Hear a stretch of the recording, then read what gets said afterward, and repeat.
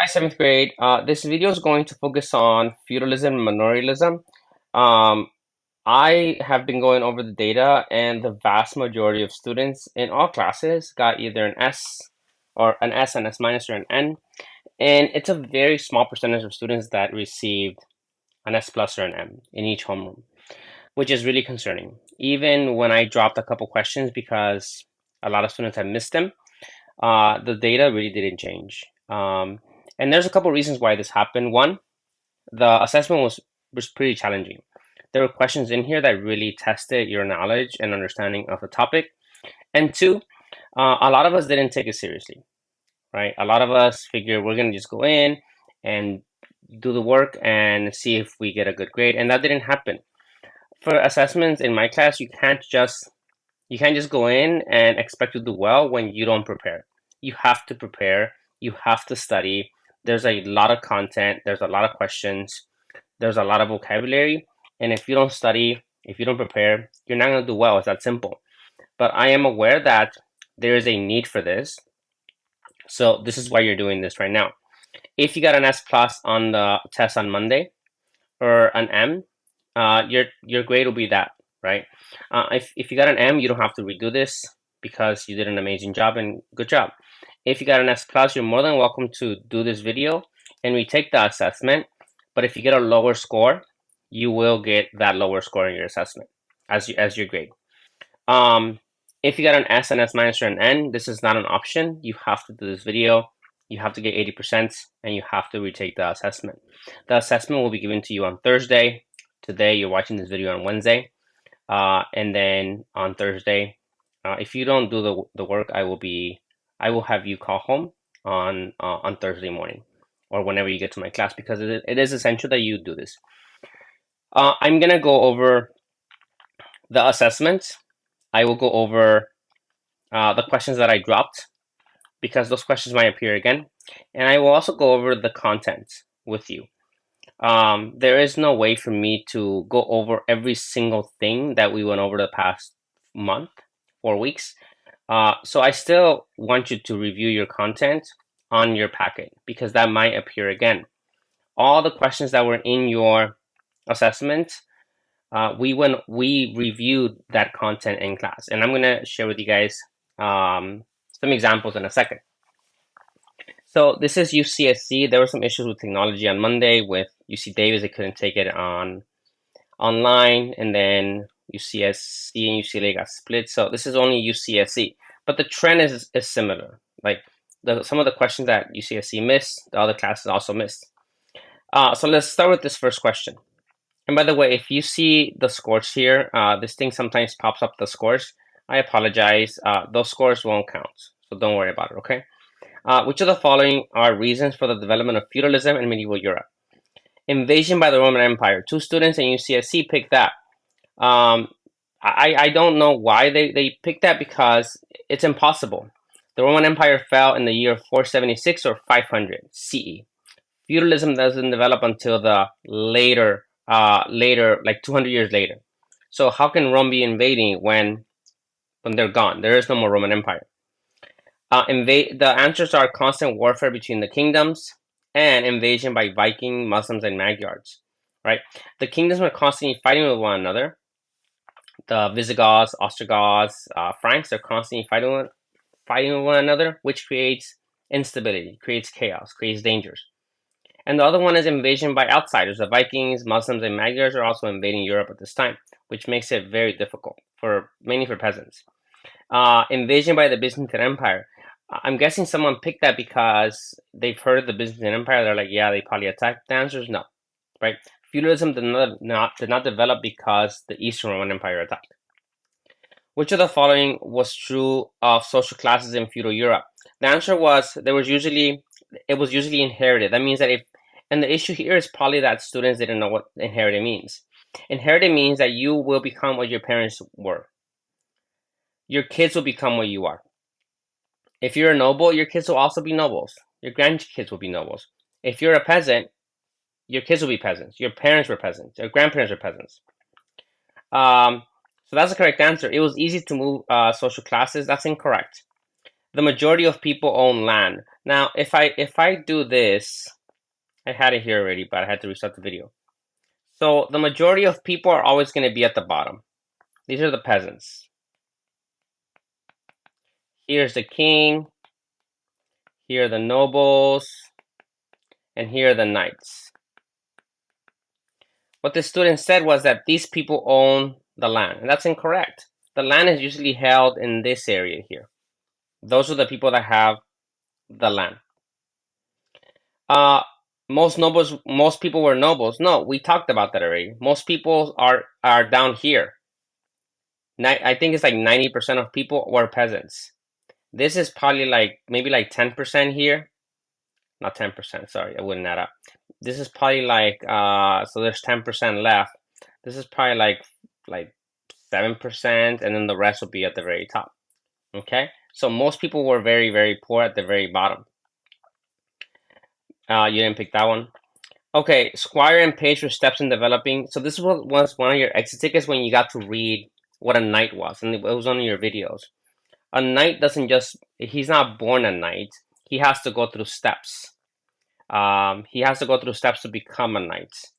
It's not a serf. A serf is a peasant that can't leave the manor without permission. A noble is not a knight. I guess you could become a noble if you were a knight. But when we talk about knights, squire and page are those steps that people take. What social class was the largest and poorest in medieval Europe? Again, the students that is selecting these. I think they're just guessing. Like, again, feudal Europe, we just make it like this. These are peasants. Again, peasants are farmers. And then we have the knights, then we have the nobles, and then we have the king. These are nobles, these are knights. So 2 students said that this is the largest population. That's impossible. So Europe might have had 20, let's say they had 20 kingdoms. That means there's 20 kings. And then there's like, I don't know, like 50 million people. 48 of them are peasants. 48 million. So how can kings be at the very top? How can kings are the poorest? How does that make sense? It doesn't make any sense. So like you have to think before you make these options, guys. Which of the following is a feudal manor? A feudal manor is a let me see if I can find another image of a feudal manor, because I don't want to go back to that page because it might show your scores.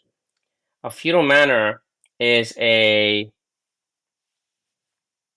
is this, right? There might be a manor house, and I think that's the issue. But the picture that kid selected was like a king giving her lord land or something, or a vassal land. A feudal manor is all this. It includes the fields, the church, the workshop, the mill, the pasture where the serfs live, and the manor house. Let me see if I can find one that's better. So the manor house is the one that's on the left, the higher one. Again, this is a feudal manor. It includes everything, right? The manor house is where the lord lives. The manor house can also be a castle, right? The manor house can also be a castle. And the manor house has 2 purposes, and we'll talk about this in a second. The manor house has 2 purposes. One is where the lord lives, and it's also the area that is the strongest in the manor. So if there's an invasion, everyone runs in there for protection. Even the peasants, even the serfs, the knights, everyone goes in there. Not because they want to live, maybe they want to live there too, but because it is the strongest area in the manor. So it has 2 purposes: the home of the lord of the manor, and also for protection.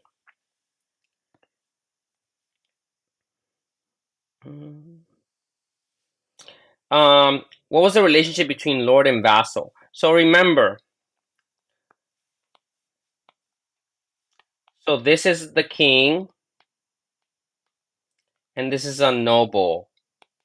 So the issue is that some of you guys just didn't draw it out. So we have the king, he gives land or fief to his vassal, and the vassal gives him protection or loyalty.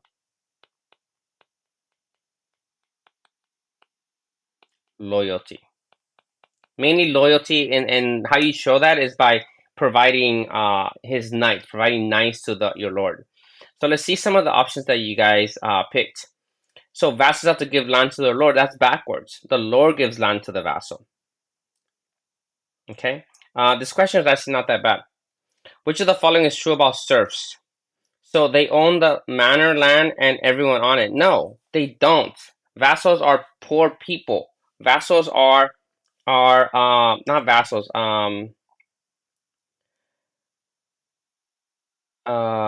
Serfs.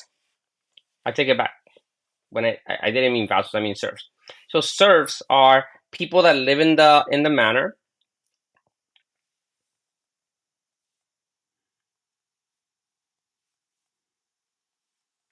Serfs are people that live in the manor, and they are the poorest class in medieval Europe. They are literally the poorest class. It is considered kind of like slavery, right? The only difference between them was that they couldn't be sold. But they are peasants that are tied or bound to the land because they most likely owe something to the Lord. They're farmers. They are the poorest people in the manor. Let's see some of the options that you guys picked. So serfs. Someone said they own the manor land. How? How can you own the manor land if you're poor, if you are a slave? And they live in monasteries with other peasants. What? Peasants don't live in monasteries. Those are monks. Monks and people that are religious, right? The answer was they could not leave the manor without permission. They can't marry without permission. They are literally owned by their lord. What the peasants get in return? Good job on this one. Which of the following is true about the feudal system? There are two answers here. And these two answer questions really, really trick you. But I give you the number of answers that you pick. You pick two here. Which of the following is true about the feudal system? Three students said power and money was equally shared. So what you're saying to me is that if we have the king, we have the nobles, and we have the knights, and we have the peasants. Let's pick one peasant. How about that? Let's pick one. One out of here. Let's pick one here, and one here. What you're telling me is that this guy has the same power as this, as this, as this. That's what you're saying, that they all have equal amount of power. It's impossible. It is irrational to think that because the king is going to have hundreds and not thousands or millions of times more power than this guy, right? And remember, here are the serfs. So a serf has the same power as a knight. The serf has the same power as a noble, as a king. No, they don't. Obviously, they don't. I'm not sure why a couple students picked that. Three students said that they have the same amount of power, and it's incorrect. The answers were a very small percentage of people, society control the majority of wealth. These guys control the wealth. A very small group of people controls the amount of power. And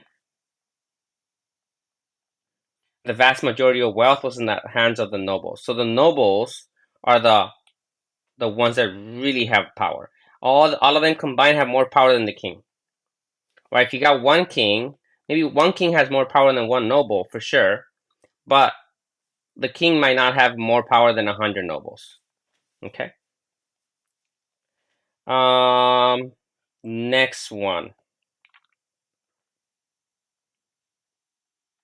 What was the purpose of the manor house in a manor? We talked about that already.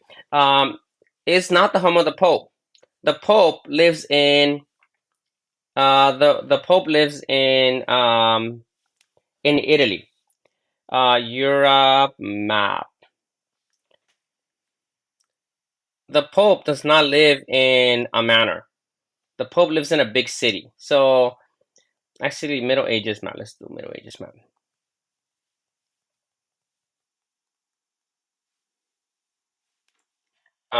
So these are the kings, right? And they've changed quite a bit. Let's look at this one. So these are the different kingdoms, and they will be changing over and over again. The Pope will live in. Actually, I don't want that one. I want this one. The Pope. So this is the different kingdoms. This is later in the Middle Ages, towards Middle Renaissance. So these are the kingdoms. The Pope lives here in Rome. There is no manor in Rome.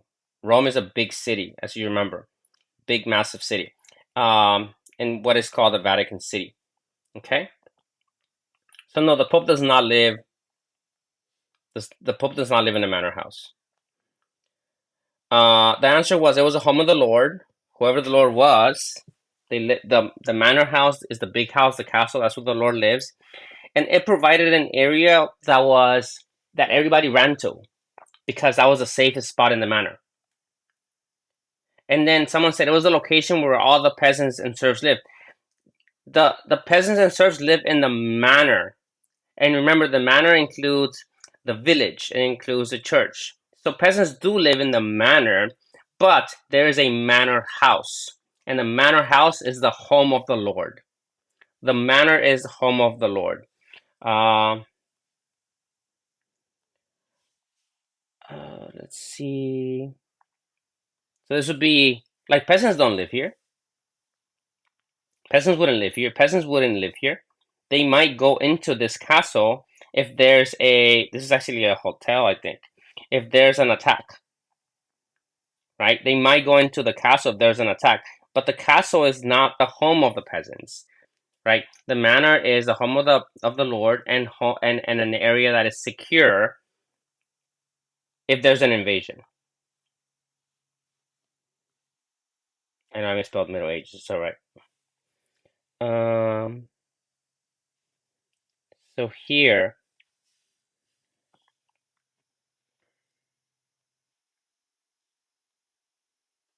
this could be the manor houses, right?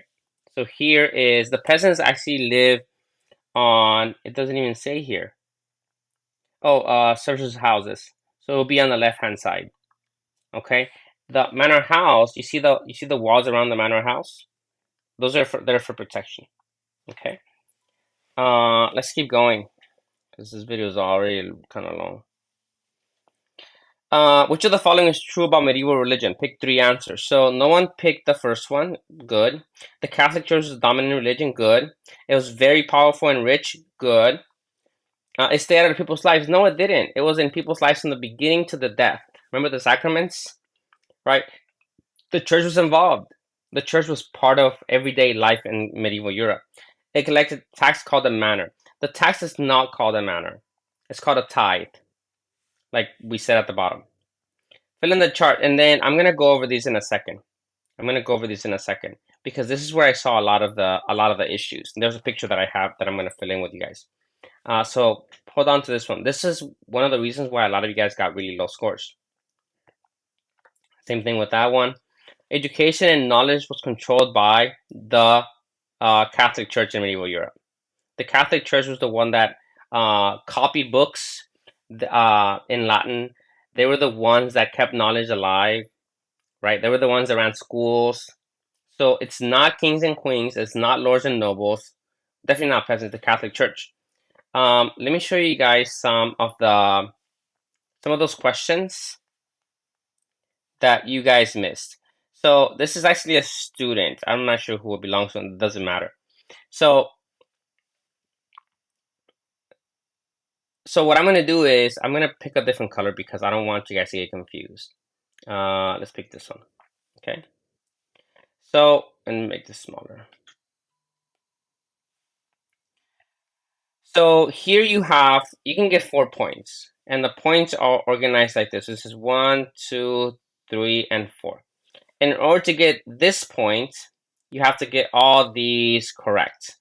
If you miss one, you won't get the point. So let's look at kings of Europe. And the way you do these is kings of Europe, leader of the Catholic Church. That's no. So I'll leave this guy blank. Okay, so don't mess with that one. Or you can put on the computer you can't put an X on it, but you wouldn't put a check on it. Okay, this is still too big. Held religious and economic and political power. Now that is kind of true, but they don't have a lot of religious power. So I would leave that one blank. were usually vassals to the king. If you put a check here, that means that kings are vassals to kings. That wouldn't make sense.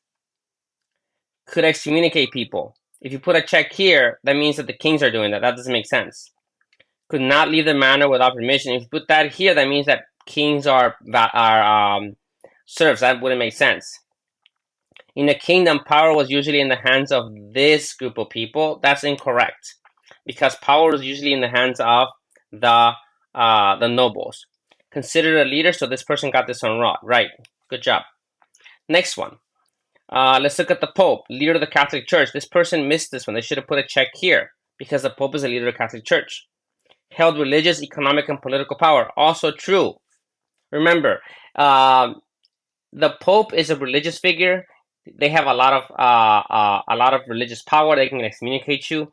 They also have a lot of political power. Kings are working with popes because they want to be successful, and they also have a lot of economic power because they have so much money. We're usually vassals to the king. No, the Pope is not vassals to the king. The Pope is vassal to God, so that's incorrect. Could excommunicate people. They should have put a check, a box there. Right? They can kick you out of the church, and if you are kicked out of the church, that means that you can't practice the sacraments, you can't belong to the church, you are going to go to hell when you die. If you put a box here, that means that the Pope cannot leave the manor without permission. That's wrong, because the Pope is not a serf. So no box here. Why is this doing this? It's not working now. Hold on. Got this. I can't even zoom into it anymore. Oh, here we go. So you shouldn't put a box there. What about this one? In a kingdom, power is usually in the hands of this group of people. Now, you could have said that, but the Pope is only one person, so it's not a group of people. Consider the leader of the kingdom, but had little power. That's incorrect. That's the king. What about for the nobles? Leader of the Catholic Church? No. Held religious, economic, and political power? No. They do have economic and political power, but no religious power. We're usually vassals of the king, so you should put a check here. Nobles are vassals of the king. Could excommunicate people? No. Could not leave the manor? No. In the kingdom, the power was in the hands of these people. They were not the leaders of the kingdom. And the last one, the serf. Leader of the Catholic Church? No. Held religious power? No. Were vassals of the king? No. They couldn't excommunicate people. They could not leave the manor. Good job. So that one. I'm saying good job to myself. I don't know why, but I am. In the kingdom, power was usually in the hands of these people. No, they have no power. Consider the leaders of the kingdom. No. So this is the correct answer. So this is what you should have selected. Educate. We talked about that already. Now this one. This is where things became problematic for a number of you. And I think the big reason was because you didn't draw it out, or because you just didn't know. So let's draw this guy out. In order to do a good job here, you have to do kind of like a pyramid. Let me delete this because it's going to get in the way.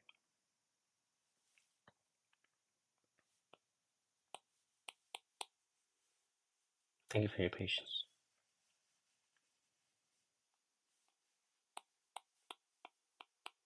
Okay, so here I'm going to draw a feudal pyramid. It says John is a noble that received a fee from Louis. John has promised to provide Louis with protection and loyalty. If Louis is kingdom, so Louis is a king. He's a king. He has a kingdom.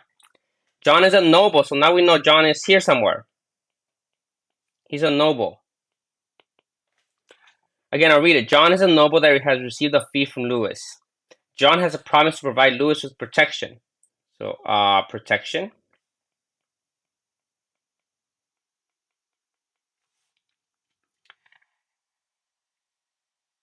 John is a noble that has received a fief. So this is a fief. So this is lord and vassal. Lord and vassal. The lord is Louis. John is his vassal. Louis with protection and loyalty. If Louis's kingdom is attacked, John will send his well-trained soldier to help. So he's a soldier. One of these soldiers is Peter Parker. So Peter Parker is going to be here because he's a well-trained soldier. So that means he's most likely a knight.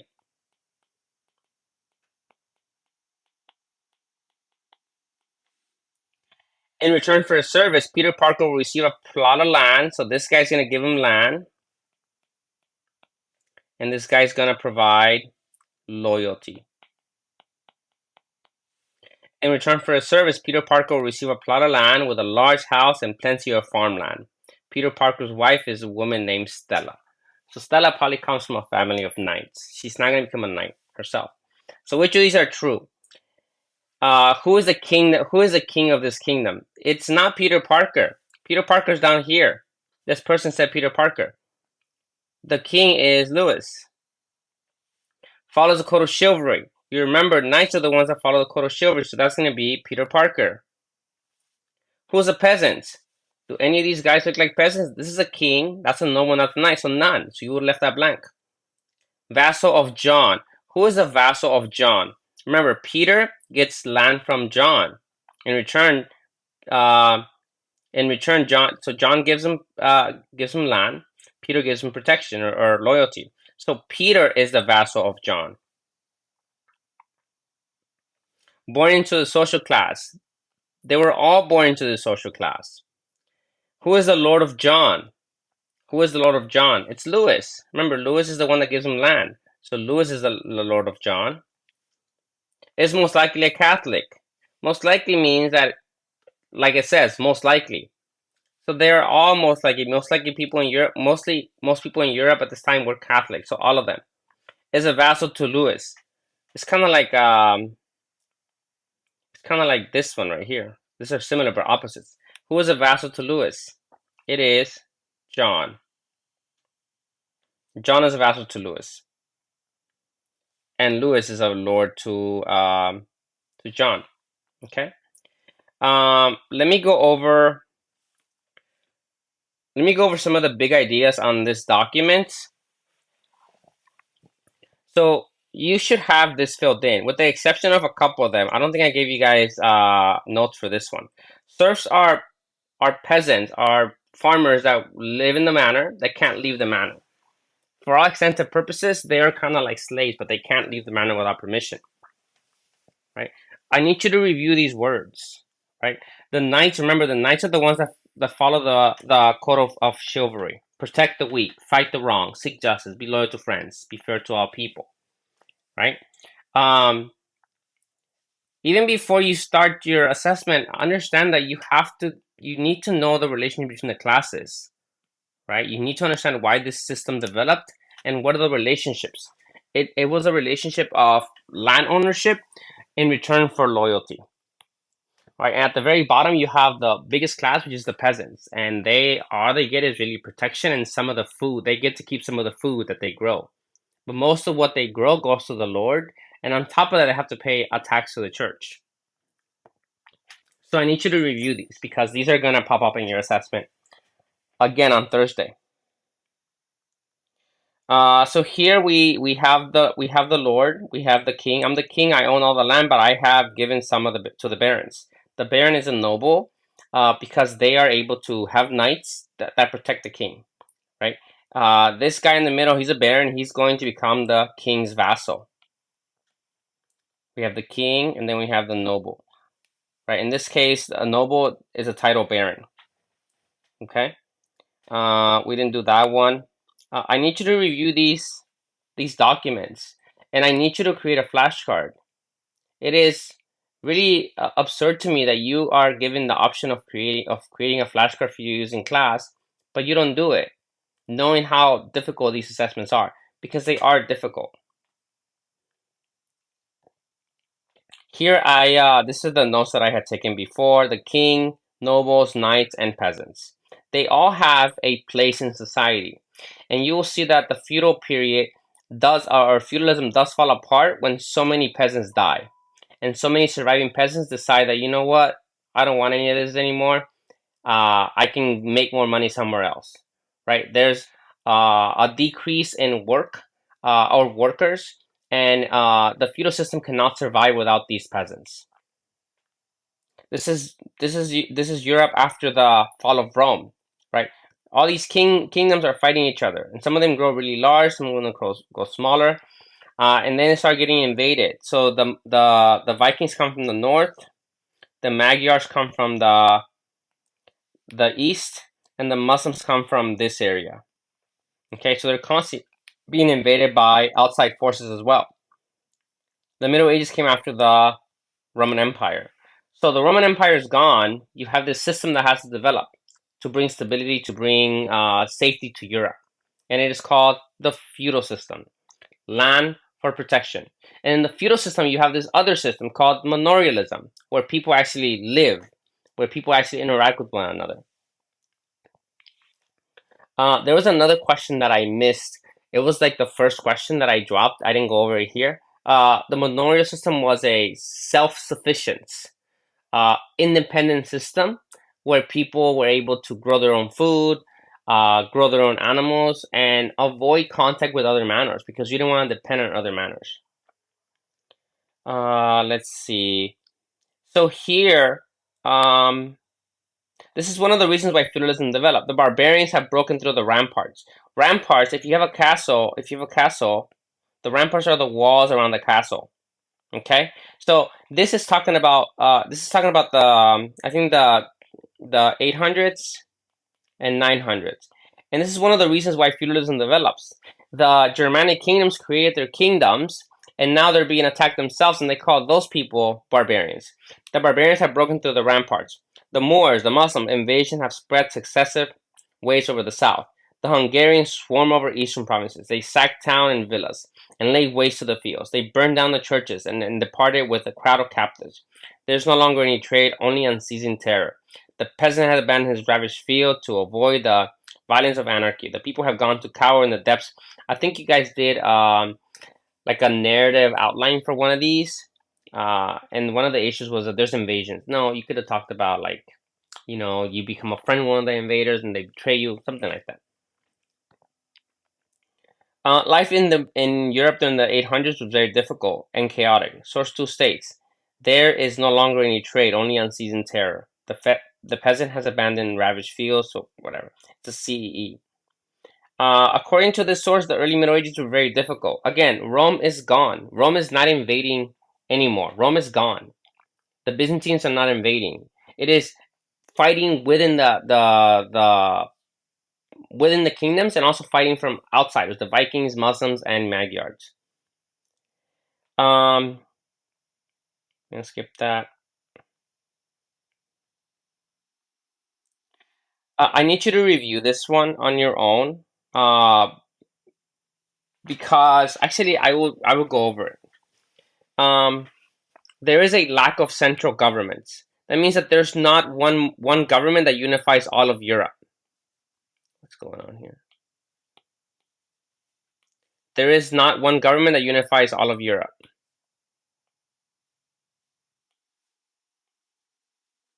Does it look like that? Weird. The lack of central government led to the development of feudalism. There is not one government. There's many governments that are fighting each other. The cause was the people's need for protection. With no strong king to maintain law and order, people turned to their local lords for help. At the heart of the system was a very personal arrangement between two parts. Feudal arrangements involved kings, powerful lords, and lesser nobles. Even though kings had little power, they were still kings, and on occasion they needed to raise an army, as did dukes and nobles. To do so, they granted land to the lords beneath them.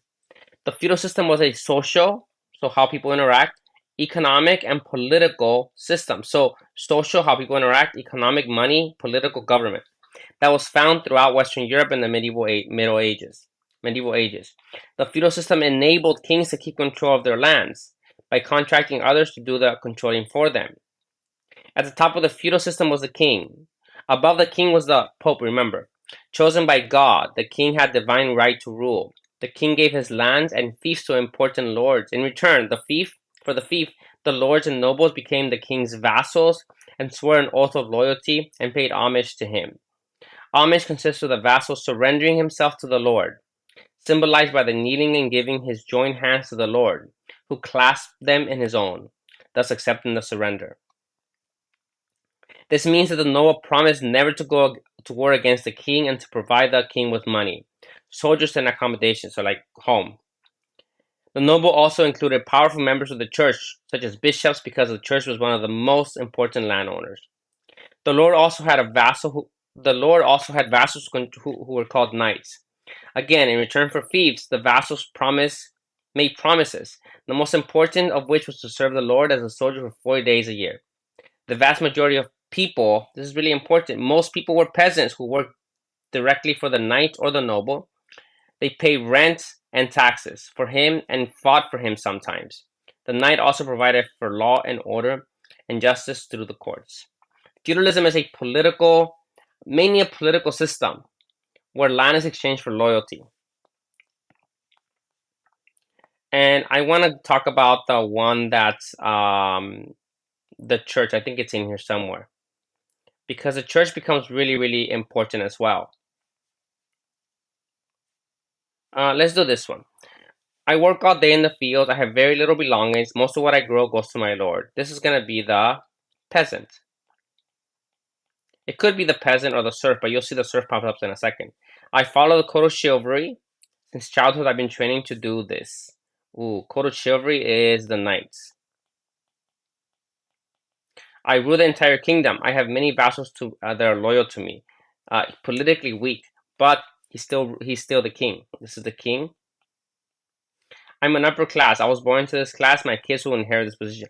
This one can be king. It can be knight, but I think it's noble. I'm a peasant. I cannot leave the manor. I know who this person is already. It's a serf. I make the rules of the manor. My word is the law. I hope you guys have heard of the term Lord of the Manor. I take an oath of fealty to honor and be loyal to my lord. This is the vassal. Okay. Yeah. So this one was a big one. This one was a big one. Uh, the church is the most powerful entity in Western Europe at this time. I'll say it again. The church is the most powerful entity or structure because they have the power to send you to hell, which no one wants. And most of these people in medieval Europe are very, very religious. And they really believe that the Pope, the church, can help them get to heaven. But not just get him to heaven, get him out or keep him out of hell. And the church grows very powerful as a result of that, right? It collects the tax that people pay. When nobles die, they leave the land to their lord, to the church, because they think that this is gonna give them extra credit and with God, right? And the church becomes not just a religious power, but a political power and economic power. A lot of power that kings see as benefiting them. Like if I can align myself with the Pope, that will give, if they can align themselves with the Pope, that's going to give the kings more power, right? One of the biggest kingdoms is called the Holy Roman Empire, and it's the Franks with Charlemagne, and they align themselves with the Pope, and that's where the holy comes from. Don't think that this is the same Roman Empire as the one that fell in 476. It's a different one. This is a Germanic kingdom, a barbarian kingdom, right? The church is in charge of many things. They collect a lot of money, and with it, they do different things. They build themselves really amazing churches, right? Um, they also are responsible for education. They are responsible for keeping knowledge alive, knowledge that they want, not all knowledge, right? Monks are spend hours, probably a whole day, copying books. There is no printing press. There's no machine that you can create that you can make copies of books fast. You have to do them by hand, called illuminated manuscripts. So the church has a tremendous amount of power over people because it controls where they're gonna go after death. Remember, in the church, there's this concept of the sacraments. And the sacraments are things that the church says you must do in order to achieve salvation, in order to go to heaven. And the only way you can achieve this, and the only way you can do these sacraments is through the church. So if here's heaven, if here's heaven, and here's earth, and here are the people, and here's the church, This is the Catholic Church, right? You can't just do this. That's not allowed.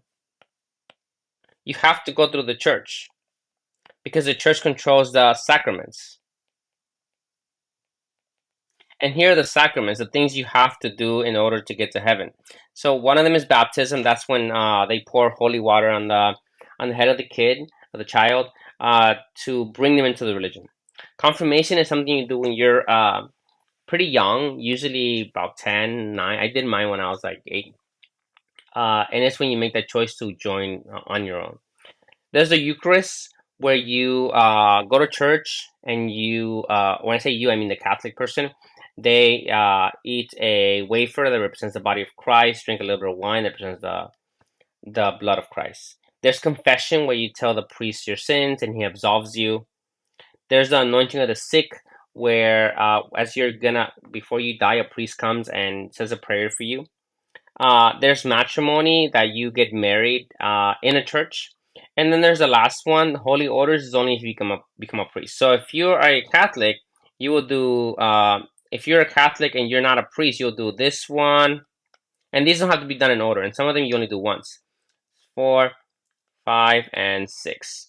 Right? But if you are a priest that you want to become a priest, you do 1, 2, 3, 4, 5, and then you also do, you wouldn't do this one, you do this one.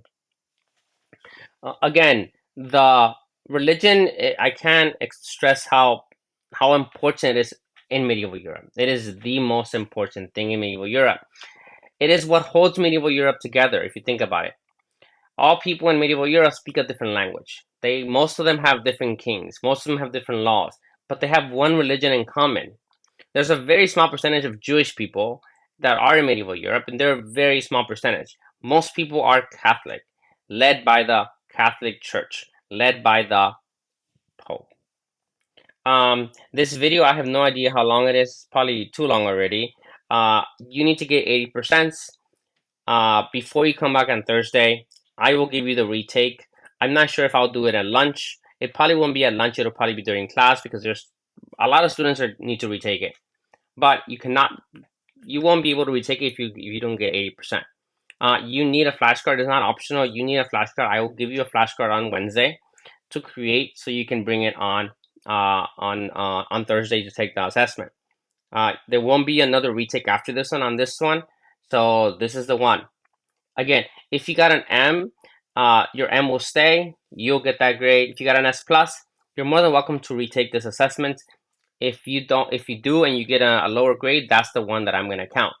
The assessment is going to, I don't think it's going to be as challenging, because I learned from my mistake. The assessment was really challenging, the one that I gave you. It'll be a little easier. It'll have less questions that have multiple answers, because I think those are the ones that are really hurting you. Again, please spend time going over your answers. Like, some of the answers that you picked were not logical. For example, if I ask you, who has the most power in medieval Europe, you can't say a serf, because we know that serfs are peasants that don't have any power. And those answers don't make any sense. They're illogical. So please take your time. Please go over your packet. Our next topic next week is going to be the plague, but we're also taking interim starting Friday. So I'm going to be giving you guys a project to work on, and I'll let you guys know how that goes.